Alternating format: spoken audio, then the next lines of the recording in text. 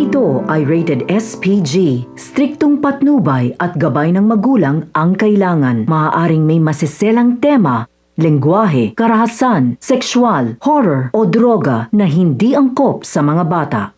Matapos nga ang ginawang pagmamanman nitong si Marge ay hindi pa rin siya tumigil sa pangangalap ng ebidensyang makapagpapatunay na nambababae nga itong si Paulo. Ngunit hindi alam ni Paulo na gumagawa pala ng paraan si Marge na malaman ang katotohanan ito.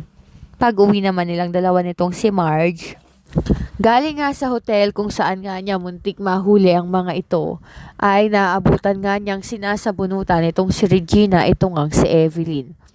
Sinabi kasi ng isa sa mga katulong na si Evelyn nga ang nilalandi o lihim na karelasyon nitong ang si Greg Torrecampo. Hindi na napigilan ni Regina ang kanyang sarili at nasabunutan nga niya itong si Evelyn. Pinagsasampal niya nga ito. Kaya't nang dumating nga si Marge ay agad nga niyang tinanong kung ano ang nangyayari. Dito na sinabi nitong ang si Regina na may relasyon itong si Greg at itong si Evelyn. Bagay na hindi mapaniwalaan itong si Marge. Tinanong nga nitong si Paulo si Greg kung totoo ba ang bagay na iyon. Itong si Greg naman, imbis na umamin, ay diniin pa nga itong si Evelyn. Sa kasalanan siya naman ang may gawa.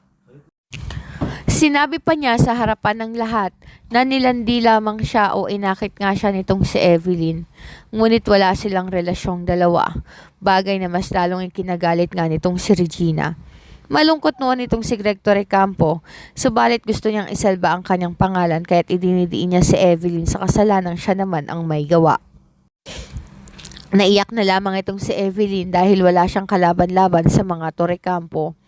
Sinabihan naman siya nitong si Marge na umalis na muna sa mansyon habang ganoon pa ang sitwasyon. Naniniwala naman itong si Marge sa kanyang nanay na hindi niya ito magagawa. Lalong-lalo na iniisip nito ang kapakanan nitong si Jobert.